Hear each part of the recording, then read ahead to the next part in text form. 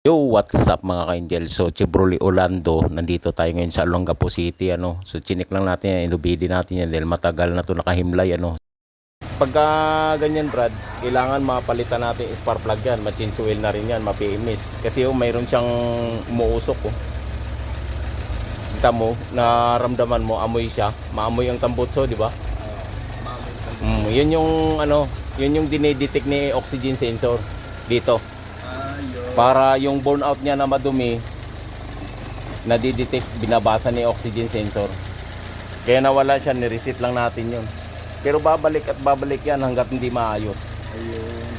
Ito na nga mga ka-Angel dahil nabigyan ko na ng result si sir na So ayun na pati yung common rail dyan, yung pressure regulator. So medyo mahina na rin So isasama ko na rin yan sa PMS ko. So napaandar na natin yan, i-troubleshoot na natin yan. Matagal na yan namamahinga na yan, napaandar natin palyado. Tara, let's go!